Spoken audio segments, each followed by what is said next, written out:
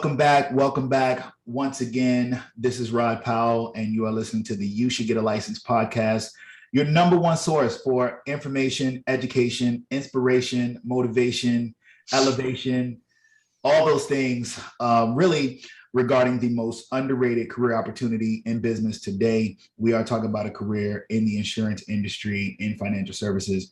Really excited about, the guest today. He's a friend. Someone who I've actually known since he actually came into the business. And it's always exciting to see someone enter the space and then accomplish, their goals and become successful, and then start to expand and evolve into other areas and other market segments within the business as well. And that's what this gentleman has done. So I want to welcome, without further ado, my friend, insurance professional, Mr. Zachary Wilson. Zach, how you doing, sir? Good, Rod. Thanks for having me on, man. It's an honor. Hey, look, man, absolutely. I've been looking forward to the conversation because as I was mentioning to you, we speak to, agencies and we speak to agents, but we don't always, speak to individuals who are in the business that are actually being of service to the agents. So I know that you're chiming in, from up in the Pittsburgh, Pennsylvania area. But I wanted to just get a little snapshot and give some insight into what you do on the day-to-day basis. So and can you share, what market segmentation you're in, what you actually do in the business and how you bring value, to the greater insurance community right now? Yeah, man, absolutely. So what I'm currently doing is I'm an agency manager with a primarily Medicare-based FMO. Field marketing organization. And right now, my day-to-day is dealing with agencies all across the country that we currently are contracted with, helping them reach their goals, helping them with any contracting, really giving them any ideas to think outside the box, and mainly just to get where they want to be goal-wise. So we all have goals in life, whether that be through work, personal goals, everything. It's a great way to kind of get their vision and drill down to what exactly needs to be done for them to reach those goals. It's great because we have a back office support system where I work now, marketing, contracting, compliance. We have a videographer full time. Actually, there's two gentlemen there full time. That's what they do. So we're big presence on YouTube and things like that. Outside of dealing with current customers, a huge role of ours now is actually recruiting. So I'm calling all over the country, picking up hot market segments to where seniors are moving. It kind of seems that a lot of seniors are all kind of moving to the same place, whether that be Texas, huge growth in Tampa, Florida. South Florida, I think, is getting a little too expensive for people to live there. So it's pushing them up North Florida. And then, like I said, over into that Tampa, Clearwater area, and also in Texas as well. So calling around all over the country and seeing, hey, are you currently working in the Medicare market? Are you working with an FMO? And, if you are working with an FMO, what would you change about it? I operate from the mentality of, hey, you don't know what's out there until you give somebody 5 minutes of your time.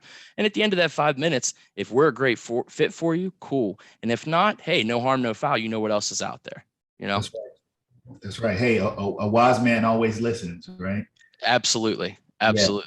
Yeah. No, man, I think that's very helpful, and it's very cool too. Like and I use the term cool, really to express the amount of value that you actually add to other agents and agencies. So when someone is getting into the business and they're trying to determine where they want their focus to be, whether it's going to be on health insurance or property and casualty or auto or some special lines or commercial or Medicare, in your case, if they're saying, hey, look, I want to get into this Medicare space, but I'm not really sure, how, then you're actually going to help them by bringing all the tools to help them build their business. Is that correct? Absolutely. Where we've seen a huge growth is, Rod, you would not believe the amount of PNC brokers, financial planners that outsource their Medicare business for nothing. Yeah. So my idea behind that is they've already built this trust with you and trusted you with their financial well-being. Why would you let that business walk out of the door? Get licensed, learn a little bit about Medicare, because the thing about Medicare is, you have Part A, Part B, right? But you need that supplement. You need that extra coverage. It's not a, hey, nah, I think I'll pass on it. You need it. So, well, why let money walk out of the door? You've built that relationship. So I'm trying to get people to, we've noticed a little bit, and I do a lot here with the Chamber of Commerce here in South Point, Pennsylvania. Lovely chamber, man. I mean, you meet a lot of people there, but I met with a financial planner today, and he's, was telling me that he outsources all this Medicare, and, told him the exact same thing I just told you. And he said, is it that easy to get licensed? I said, you studied your test and you passed your exam for your whatever series it is that you need to be a financial planner, but he goes, yeah, well, you took a harder test than probably the health insurance test. So he didn't realize how easy it was to get a license, just put in the time and schedule the test and do it. So we're going to meet on that too. So, and that's just one example, everything I've seen since I've been into this space, trying to call people that aren't already in Medicare, the amount of people that outsource it is phenomenal. Absolutely. Okay. Yeah, man. No, look, it's a great place, that you found yourself, in this space, because when we first met, you came in as an agent, then you were, sales team leader. So you're already in the business of helping people to get to where they want to go and kind of accomplish what they want to accomplish. And now you're taking professionals who have already kind of reached a cap, right? Or kind Absolutely. of ran into an area where they're not maximizing all of the opportunity and helping them to kind of drive that to the next level. So I want to come back to that, because I do want to touch on like field marketing organizations and like what that really means, for someone to participate there. Because when you think about Medicare, you think about, carriers that are offering it as well, that say, hey, look, come and, just work with the carrier. But, it may not give, all of the aspects of support, that you're able to do right now with agencies that you're working with. So why is a field marketing organization beneficial, for an agent? Well, I'll tell you what, we could take an agent from, I don't know anything about Medicare, all the way through. We have a couple divisions in our company. I deal with the agencies. So I'm looking for people who have, 10 or more agents already underneath them. But we also have a division that will take somebody from not knowing anything about Medicare, taking them through the process, the certifications, the contracting, everything like that. We also have access to the top level commission contracts. That's another huge advantage of working with an FMO. Another advantage of that is our marketing. You'll have a marketing department. If you want to do a rebranding, I'm doing a rebranding for a guy out in Philadelphia right now that just simply wants to change the name of his agency because it's not getting the results that he wants. So he thinks by changing the name, it's going to do something, and he has a really good plan behind it. But it's not so simple as you probably know to change your agency's name. If you have an agency contract, you have this name. You can't just say, hey, I just want to change the name of it.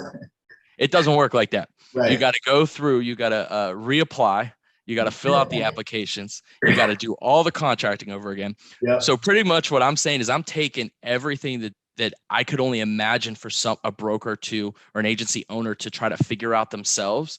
I have a team of professionals that knows exactly what to do, what to sign, what needs to be done. And it's pretty cool to have that right behind me in my office. If you want a marketing piece, we have a marketing department in our company as well. And also we do a fantastic job of, we have what's called an AMP program. So what that means is they can get money from us for marketing purposes just by writing business. So if you go straight to, let's just say it's a United Healthcare or an Aetna, I feel like you're just a number. If you're working with an FMO, people are attached to you. It's not just me. There's another associate of mine who's also an agency manager. And then we also have a director. We're each responsible for assigned agencies that we deal with across the country. So you become friends with them. You become, interesting. I'm a Miami Heat fan. And the guy I was talking to out in Philly, he said, how was your night last night? And I told him this morning, I'm like, not too good. I don't know when this podcast is going to air, but they lost to the Celtics last night. But you just build that relationship there. If they need somebody, they have somebody to call, and you're not getting I feel like, at least in my FMO, people answer the phone. You call carriers, you're on hold, you're waiting, you can't get the answer you want. You may get the right answer, you may get the wrong answer, depending on which customer service representative you're talking to. We're going to find you the right answer. And if I don't know the right answer, I've got a slew of people that have been in the business for years that can get me the right answer. So working with an FMO has so many upsides, to whether it's contracting, whether it's compliance.